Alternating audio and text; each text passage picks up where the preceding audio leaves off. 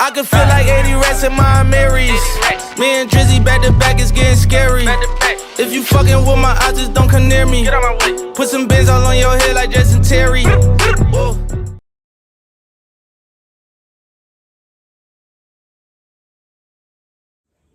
Let's get it, let's get it. The Faison View podcast, you already know the gang. You already know episode 215. We getting it 215. Let's get to 220, let's get to 300, let's get to 4, let's get to 5, man. Consistency, guys, consistency. You already know, consistency. I'm trying to go further with this. As you know, Game Shift, we are Game Shift. My brother here to the right of me, Hugh, in the building. Game Shift. And as you know, Color Power, every single Thursday, 5 p.m. We got that new BSBD drop. It's not it, but it is some new BSBD out. Go get it. Coming soon. It's already out, actually. Like my boy you said, it's already out. So make sure you get that. Be safe, be dangerous.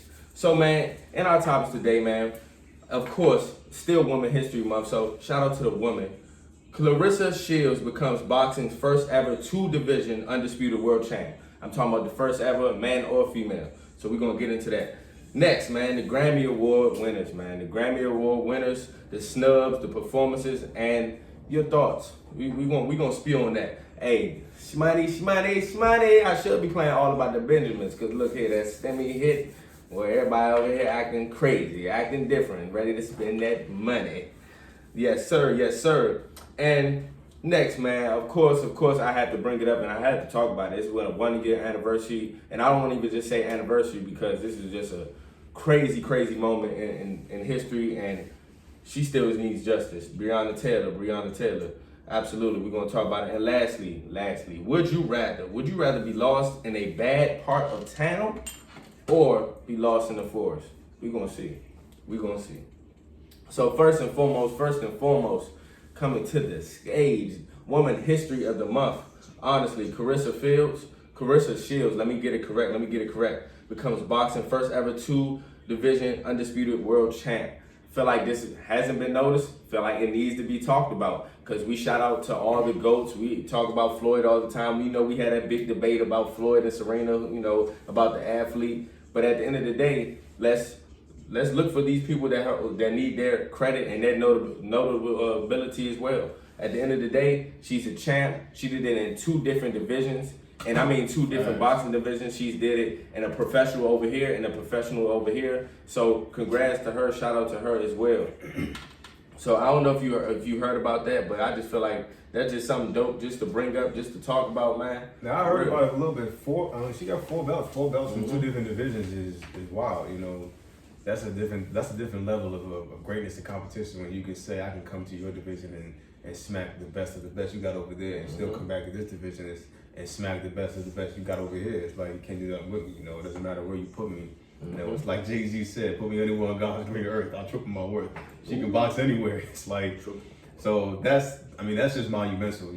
Not only just to be the first woman or the first black woman, but the first boxer period to do that. You know what I'm saying? Like, that's wild. So definitely big shout out to her. I heard about it, but it wasn't getting that much noise as most fights get. Exactly. Like with Amanda Nunes fight, that was a big fight. Amanda Nunes is Amanda Nunes. So I wouldn't say that women don't get their due in the fighting sport, but this was just one of those that did this kind of slipped under the radar. Slipped under the radar. And just like we spoke to about boxing, we just talk about the level of difficulty. Like, boxing is a different type of sport. It's no slander on anybody else's sports, but in my opinion, that's the top 2, if not 1, hardest sports ever. And I tell people all the time, we be having these debates and comments, y'all can't go 1, 2, or 3 rounds in the ring. You have to have a tremendous amount of stamina. To throw punches, do you not know how much that takes out of you? To take punches, you don't know how much that takes out of you. So I just feel like it's very, very important that we notice her, because like you just said, she's the only boxer, not this woman, not this man, the only boxer who has ever done this. And we sit here and talk about Floyd, Muhammad Ali, all the greats, all the amazing Layla Ali, everybody. But she's the only one to do it. Credit is credit. Gotta give her due credit. And even though we not talking about this, we not put it on there, but I wouldn't be me if I ain't had the conversation, because I don't think I asked you. And we know it's Women's History Month, and Serena, she's the GOAT of her sport. It's not even a question. Yeah, it's not even. It's not even a question. Regardless if she did break that record or not, it doesn't matter. She's the GOAT of tennis. She's the GOAT of her sport. I don't care who you compare to. Roger Federer, I understand all of them are great, but nobody touched Serena. But on the flip side, our conversation was about Floyd. Mm-hmm. Floyd, and to us, because that's not the overall message, but to me per se, and a lot of people who was on my side was just that I feel like he's the GOAT boxer of his sport. Mm-hmm. I mean, you may think otherwise, and rest in peace to Marvin Hagler too. Rest in peace to Marvin Hagler. Since we're talking about boxing, absolutely, because one of the most pivotal, monumental, strong-minded, strongest boxers there will ever be. And if you know the history of boxing, Marvin Hagler versus Sugar Ray Leonard, classic, and Thomas Hitman Hearns. But we're moving on to the conversation was just like about Serena and Floyd Mayweather. Mm-hmm. So I'm gonna ask you just real quick. I know this is a little off, but who do you feel like is the GOAT athlete if you were to compare the two between each other? I still feel like it's Floyd. Only because of like to not lose takes a lot of like anything. And then just like how she won in 2 different divisions, Floyd has won 15 more times in 4 different weight classes. So the cut weight and then the gain weight, I've seen like I got fighter friends. I've seen what that process is like. It's very taxing on your body. I be looking. My friend Gary's a fighter. I be looking. I'm like, Gary, you all right? You coming to work? My boy's I be like, yo, you good? Like, yeah, man. I gotta cut weight. You know what I'm saying? I be like, yo, like I can't. So for you to be able to cut weight and like I said, compete and beat the best in that class, and then to gain weight and then beat the best here and then cut it again and beat so for me, I feel like that's just it's hard to go against that. That's just me. Like I can see why people would say Serena because to win 21 straight out of 20. And had 28 Grand Slams. Yeah, but people will also argue that there's like numerous like championships in tennis. Like they just did the U.S. Open, and then like a couple months later they were in the Australia Open. Right. So like next she'll probably that's also my argument. So I respect it in the aspect of like the endurance. That's why I say she's the GOAT of her sport. It's not even a conversation. I think that's where kind of like it got mixed up with just like, oh well, you basically saying da da da. At the end of the day, Serena is GOAT. I just want to make sure to add a disclaimer. But I felt strongly about my opinion on Floyd because with that being the individual sport, bro, do you not know how hard it is not to lose in that individual sport, such as boxing, and to really never be hurt nor injured? Yeah, to not get knocked out. Like, to not get knocked out. He is the greatest boxer to ever step on the face of this earth, bro. You hear what Mike Tyson said about Floyd? Oh, what did he say? He said he don't feel like Floyd's the GOAT because you got guys like Oscar De La Hoya who had 90 fights and only lost 1 time, and half of his fights was knockouts. That's cap. Because if you want to be real, if we want to keep the same sentiment about Floyd, I want not saying you, but I'm saying I want these people that give high regard to all these other boxers. Name people that they fought in and out of their prime. Floyd has fought Canelo, and every time I bring it up, Canelo was too young. Canelo was undefeated. Canelo was 24, 25. Canelo was still exactly. He had one. And what is his only loss? And I don't think he should. I think Madonna actually got him. If you ask my opinion, but we're not gonna get onto that. Was it Madonna or was it wasn't Madonna? It was I know Floyd. Yes, you know what I'm talking about. The other one. His name was Gigi. You know Gigi and Canelo. I thought Gigi won, but if I'm being honest, Floyd was 38 when he battled, when he fought Canelo. 38 years old, he fought that bad. He still beat the brakes off him. And Madonna. And then every time somebody bring up, who Floyd bought, and then if you bring it up and say, he beat somebody older than him, it's an issue. He beat Oscar. He beat Pacquiao. He beat Cotto. He beat Ricky Hatton. He beat Zab Judah.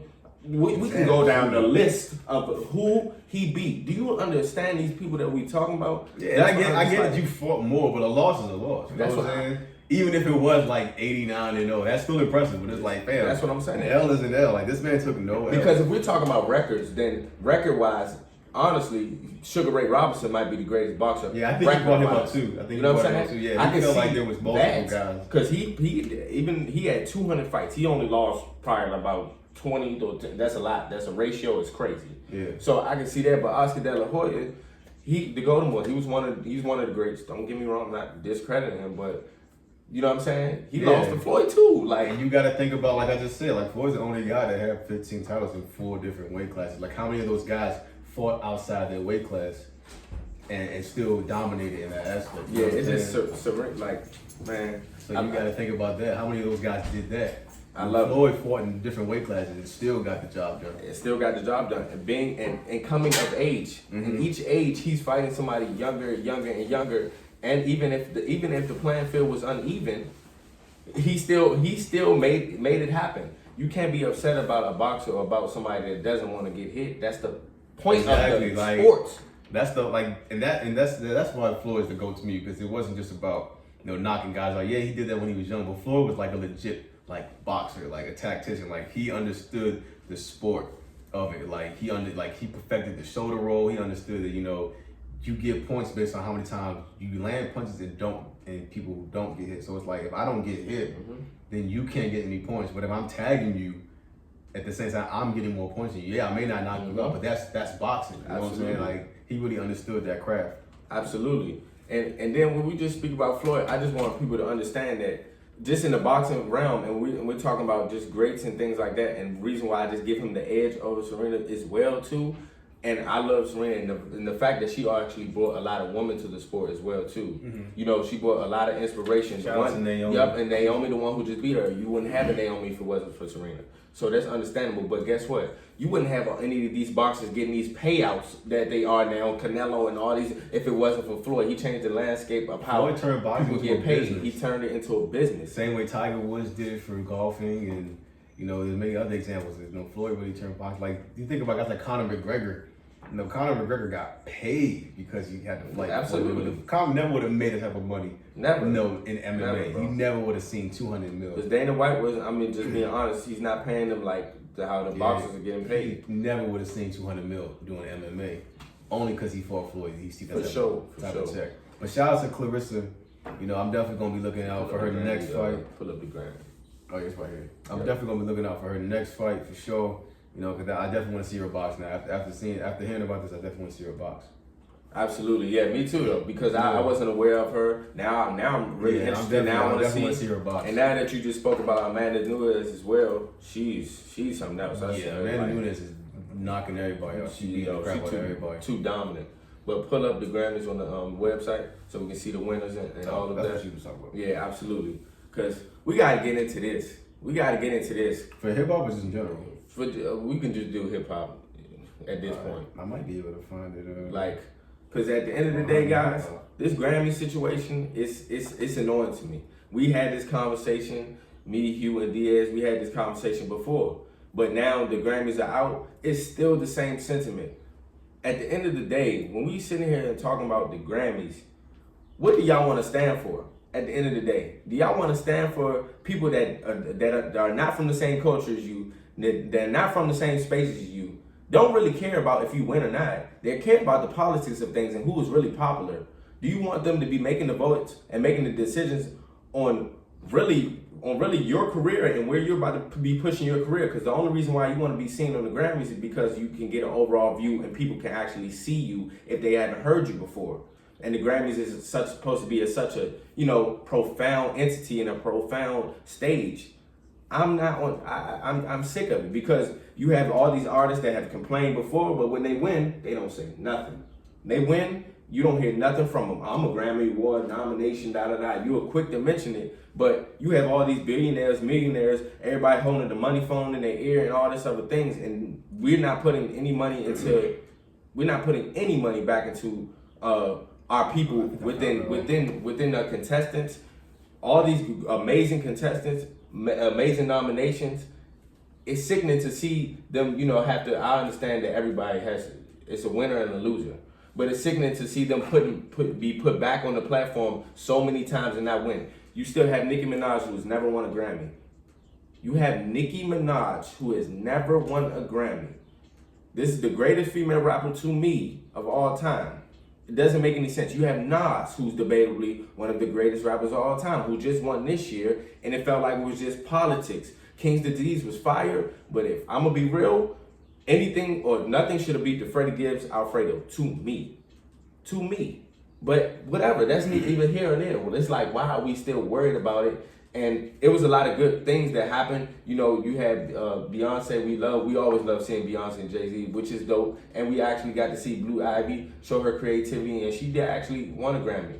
But it's also on the side of things where I see it on the other flip side. It's just like she was on the song, she sung on it. Yeah, and she did her thing. But that's what I'm saying though as well. It's like we look for too much gratification in this world and that entity. It shouldn't be like that. And then you have everybody that's gonna have their spew and have their feelings and views on it if they didn't make it or not. And I don't respect the fact that if you're a winner and you complained the year before, you complained before and you win and you don't say nothing, that's a problem to me. That's why I like you can say whatever you want about Drake. I love Drake. Yeah. Everybody doesn't love him. Fine. But guess what? Drake came after he won, and they tried to cut him off the screen. Yeah. But actually, he told everybody, "Look here, this award is just an award. Yeah, man. You don't need anybody to clarify or give you gratification for how or validation about how great you are as an artist.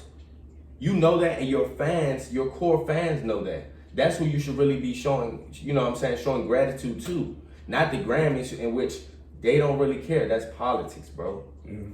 So, like, what did you think? What did you think about the Grammys, the nominations, the snubs? As far as like people who won this year, I wasn't too upset with people who won. You know, because we talked about the nominees, we felt like there were people who should have been nominated, and people who should. But at the same time, we weren't upset about the list. Like the people who were nominated, we felt like should have been nominated.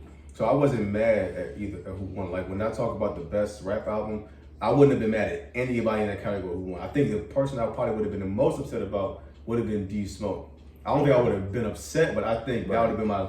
But if anybody than won, I'd have been fine. So when King's Disease won, I was like, that was an amazing album. Your album, Allegory was in it too. Yeah, so like, and King's Disease was great. So I wasn't tripping on that. You know what I'm saying? So it was like Lockdown by Anderson .Paak, great melodic rap song. Wasn't upset about that. Mm-hmm. And even songs like Savage won Best Rap Song. I definitely wanted to see Jack Harlow win, not because he's new, but because like.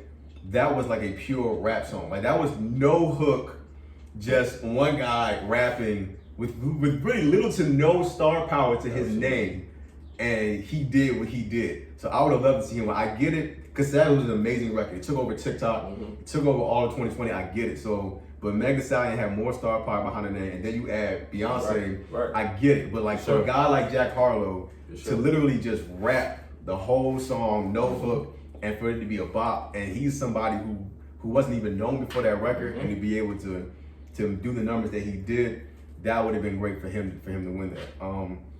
And I think to talk about your point, shout out to Kanye, because Kanye won too. And Kanye won. Shout out to Beyonce. Kanye. Shout out to the whole Carter family, because you know they did something historic. Beyonce is now 28 Grammys. I think she has the most Grammys out of everybody. Yeah, you got. I mean, no matter what, you got to show respect to that. Yeah, and then she did rack up on Grammys. And Jay wrote on those 3 noms, so he's now tied with Quincy Jones for most nominations at 80, and Blue Ivy, sung on the song, so she gets the Grammy. I mean, that's something cool. Mm-hmm. You know what I'm saying? That's just something cool to see. And just to note, the only reason Jay-Z and Beyonce was really there is because they haven't been in a long time. The only reason they was there is just for Blue Ivy. Yeah, you know what I'm saying? People mad like, oh, Jay when old Jay said after that over 8 stuff, why is he there? His wife is nominated. And that's what I want to talk about too, bro.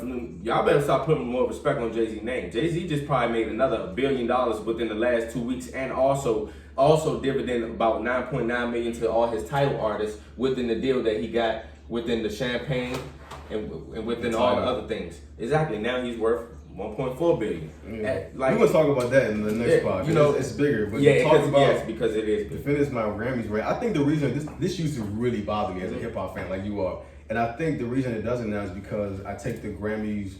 The Grammys are give and take. So it's like, yes, the Grammys are viewed like world championships, and as an aspiring artist, yes, you should want one. Just like if you're an athlete, you should want a chip. But at the same time, this does not validate you. It's okay. Like Charles Barkley is still one of the greatest basketball players ever, top 5 in his position. Good point.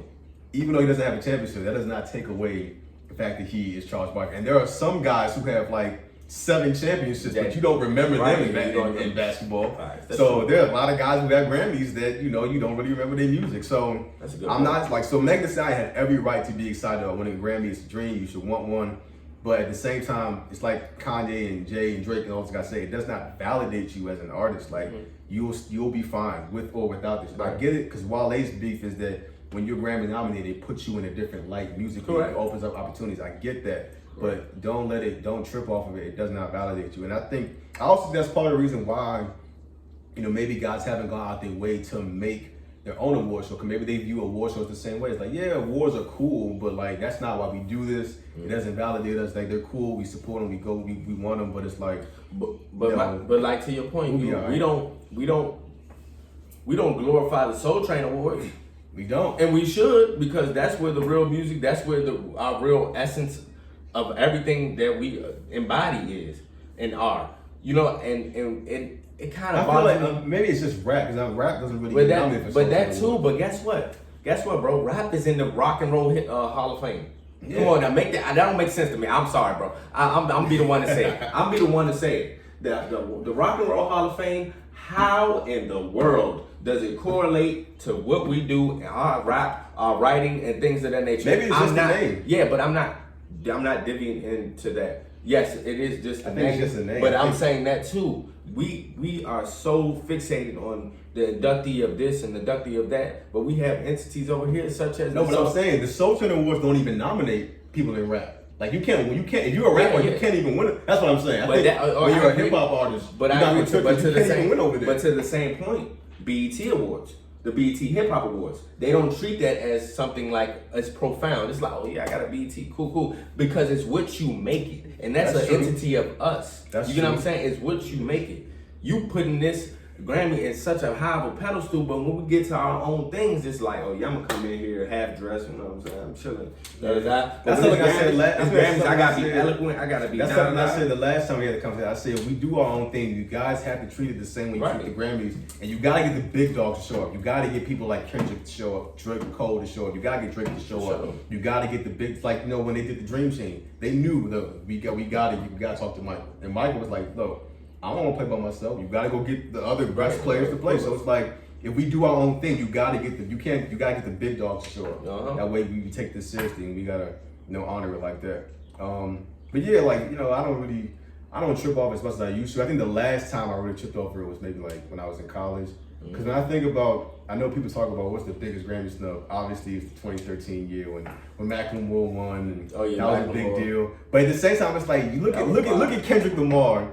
Look at that album and how long it's lasted since then. You talk about that. So that's what we mean. Like, we're not taking nothing away from Macklemore because he had an amazing year. No one's hating on him for going platinum. Like, he had 2 big records that year. That's great.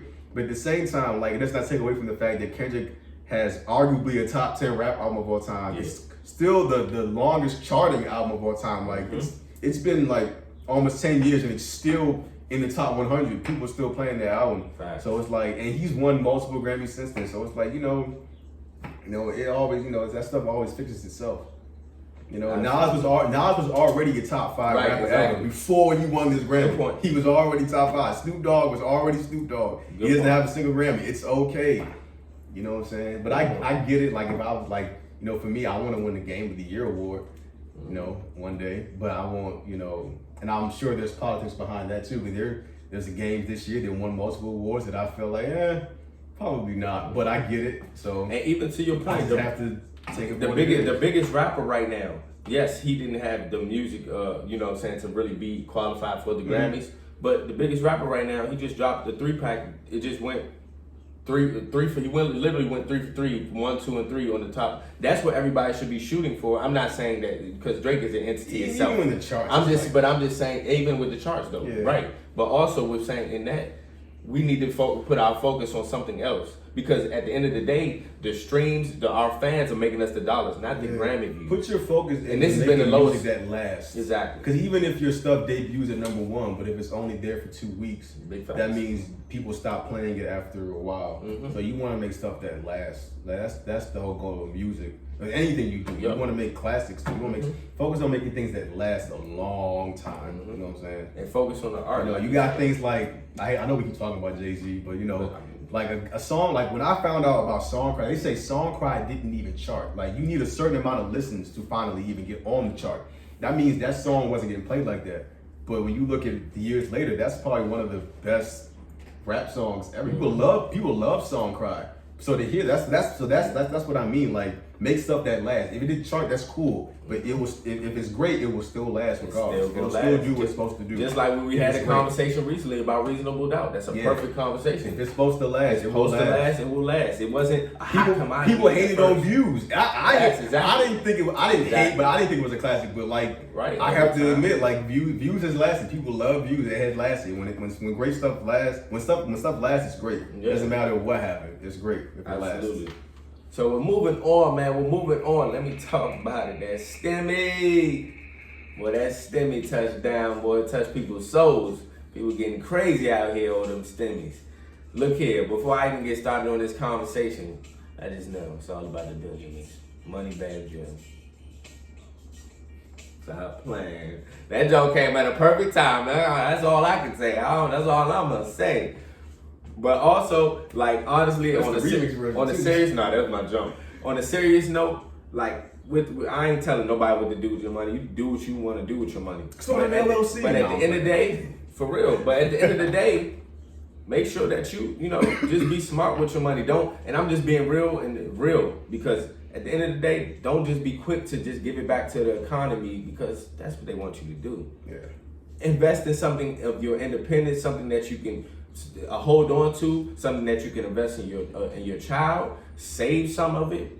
I'm just speaking out loud because I'm not nor to tell anybody what to do with their money, but also this is how these type of things are how we gonna move us forward. Yeah. You know what I'm saying? We could be creating a Black Wall Street.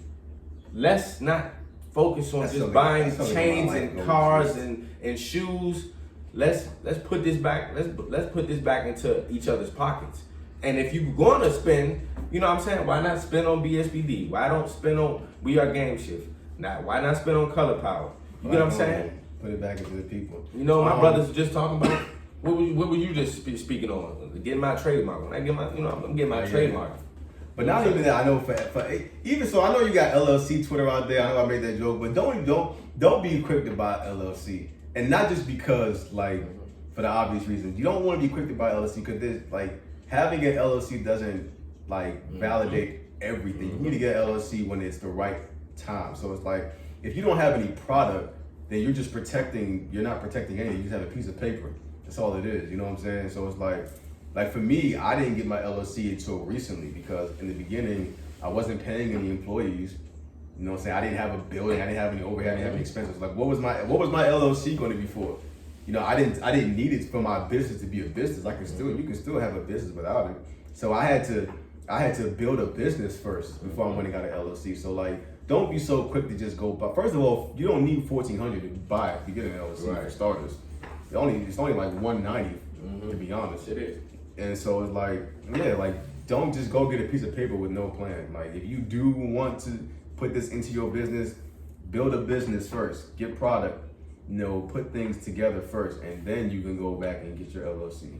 And disrespectfully, one thing I really liked about, just honestly, if people actually reading the pandemic relief and what actually it entails, I really agree with a lot of things that it's entailing. It's putting money and back into a lot of things, such as the school systems, such as all these different entities that help the health entities, and within us, within children, most importantly. Within children, most they say homeless people can get it. There's exactly. Certain steps you got to take. It's a lot of good things. Share that info if you've got it on Instagram. Absolutely, I've seen it. It's a lot of good info. And man, honestly, right now I know it's early. Early to speak, but they've been doing their thing. So I'm just gonna keep pushing it forward. Joe Biden and Kamala. We're gonna see. I still need my student loans. We still need it. You know what I'm saying? It's 4 years. We're gonna see it through. But right now it's looking promising. It's looking good. We're gonna have to see. But also, just like to your point too, like just the fact that's what I was saying too. Just the fact that he's making the notion of having 10K off of loans. You know what I'm saying? We can feel away all we want, but 10K off I would love that. 10K bro. off What? my loans. What? It wouldn't bother me not to have 10K off my loans. Like unbelievable. I think the biggest thing for people is the principle. You said 50K and now it's like 10K. I think it's the principle of it. Right, of course. Just of your word, of course. But hey, something I'd rather take something than nothing. But yeah, that STEMI, it's all about the Benjamins, boy. Lord. But what is the first thing you gonna get? What's the first thing you gonna get? First thing you gonna cop? You want a PS5? I do want a PS5 though. If I got some money left, I'm definitely gonna get a PS5 when it drops. But for me, I definitely gotta put it back into the game. There's some things that I gotta pay for the trademark, and it's not gonna cost me my whole stimmy, but you know it's a good amount. So I gotta put some money aside for that, and you know, just never know. You know, some things might come up. You know, we got some things we're trying to do. We need money to do them in this next stage of development. So we gonna look out for that. So, you know, every little bit helps, you know what I'm saying? So, but yeah, if I can get a PS5, they talking about it's going to be a restock tomorrow. If I can get a PS5. See, that, bro, look, you know they did on purpose. Talking about restock tomorrow. I think Amazon is restocking tomorrow. I got to show you the link, but I think Amazon is restocking tomorrow. And Jeff Bezos is the reason why he's almost triggering that. For that reason right there. Smart. With me, I just want to make sure I just build my credit. I want to put money into my merch and what I'm doing with Color Power, what I'm about to do with the podcast, the Faison podcast. So sky's the limit, man. I'm just ready. Just ready to turn up. So man, with moving on, I know it's a sentimental topic, but I always gotta speak on it. Rest in peace, Breonna Taylor. It's just been the 1 year, I don't wanna say anniversary, but it's been 1 year since her death and since the whole situation. Still no justice for it. Yeah. Still no arrests for it. You know, it's just distasteful. It's a distasteful situation. And guess what? We've been going through it for decades, years, however long you want to say. Yeah. But this situation has never been seen before. To where I am in my own home and I can be harmed or I can be killed and have my life threatened. Makes people feel like, where am I safe? Where exactly? It's like, where are we safe? Black men and black women, we are targeted. I'm just being real with you. And that's just what it is. I can't get no realer than that. And honestly, you as a parent, you have to be mindful of your kids, of course. But it is sickening because in your mindset, you know that they might have to go through it when they grow up. You get what I'm saying? And that's just distasteful. And it's sickening because you have people that would, it was like about 10 cops just to come to one house, whatever. I can delve into the situation, but I'd rather not to. But I know the gentleman and the boyfriend, he just filed a lawsuit against him. As he should. And I hope he gets every single penny or every benefit, everything he deserves. Because he's lost a girlfriend, he's probably lost a potential wife over somebody just literally probably whatever they call a mistake, shooting to somebody's home, knocking on the door without proper warrant, without proper information. Yeah. Terrible, man. It's terrible. And it's terrible that we have to sit here and constantly cry out for our black women and our black men to be protected. And most of the times, it's not, and everybody paints this picture, yes, and I say it as well, but it's not just us killing each other. You know what I'm saying? Yes, we do have that. Yes, at the end of the day, that's something we need to fix. But guess what? The people that's supposedly protecting and serve. Yeah, they ain't supposed to be the police. God damn it. Shoot. Like, we know the entities behind that blue badge, though. We definitely know the entities behind the blue badge. And it's important that we speak up for our sister. Who else is going to do it? Who else is going to do it? Everybody sweeping it under the rug and not talking about it. Don't discuss it anymore. Oh yeah, where all the riots and all these things happen, the mission and the goal is not over. Our generation will be the ones to bridge the gap if it is. That's a fact. If it is. That's just what it is. We have everything right in front of us. That tool, the thing we're recording on, everything we need to expand, to grow, to communicate, to build together, we have it. Yeah, my mother said, these young folks are not us. They are not going to put up with half the stuff that we put up with. Absolutely. And our parents, the difference between them, they didn't have any other things to go to economically. You know what I'm saying? At least it's been over time, it's been more spaces for us to expand. Back then, it was just like, you stay in this one place, we stay over here. Yeah. But when we come to your space, we coming to attack. You know what I'm saying? That's what our people and ancestors had to go through. So it's vital that we continue on the mission and actually finish the main goal. Because we're not looking for just equality, bro. We're looking for equity. That's what it's all about. And justice. Equity and justice for a fact, bro. I want to be treated the same. You're going to look at me the same, bro. It's not about being equal. Equity. Let's even the playing field out and let's see how it really boils down. If you really want to be real. We've been overcoming for so many years and so long just to be spat on every single time. We could be angry people. We could easily be that. We wouldn't even look at it as whole people. We would look at it as 3/5. Absolutely. That's crazy. And it's in history. Like, I ain't never heard that before. How you gonna look at me as 3/5 of a man? Mm-hmm. Like, what is that? Absolutely. Like, I look in the mirror every day. I go to the bathroom every day. I do the same things you do every single day. Me, I bleed the same color. The same color. You know what I'm saying? It's disgusting. But it's only right that we continue to talk about this on the platform because nobody's gonna do it for us. These news outlets, that's swept under the rug. You think they want to talk about that? You think that's their mission, that's their goal? No, absolutely not. Facts. Absolutely not. For me, I'm gonna just provide, a little bit of hope and clarity on the situation because I see a lot of people, I don't see a lot of people have hit me and asked me, in my perspective on how can God let this person get away with doing what they did to Breonna? It's like God doesn't let anybody get away with anything. Mm-hmm. I think the thing with us as human beings, we want control and we want things to happen when we want it to happen. And it's like, fam, God is who He is for a reason. Just because that person is not going through what you want them to go through at that moment in time does not mean that they will get away with it. Just because you don't see it doesn't mean it doesn't happen. You know what I'm saying? Nobody is immune to evil in this world. Right. Nobody, not including evil people. Yep. They gonna go through stuff too. Right. And even if whoever shot Breonna goes their whole life without seeking justice, the one thing you can bank on is that person, just like everybody else, has to die one day. Mm-hmm. And when they do, they got to stand before God and they got to take account for that action that he took. So, you know what I'm saying? Nobody gets away with anything. That guy has that. If you can take any comfort from anything else, if she never gets justice on earth, you can bet your bottom dollar that dude has to die and he has to face judgment before God. Mm-hmm. That will happen. Mm-hmm. You may not, just because you ain't there to see it, don't mean it ain't gonna happen. That will happen.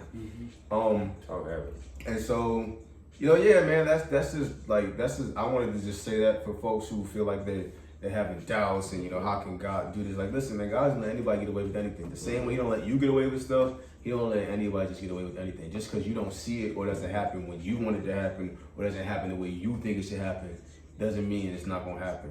You know what I'm saying? So you just gotta, you gotta sit back and you gotta let God work. You know what I'm saying? He's in control for a reason. I'm not equipped to be in control. Mm-hmm. So for sure. That was a bar. Well spoken, bro. For real. Lastly, shake things up a little bit. Would you rather be lost in the bad part of town? Hear me when I say it. Bad part of town or in the forest? Where we from? Which forest and which bad part of town? All right, I'll give it to you right now. You want to be on the south side?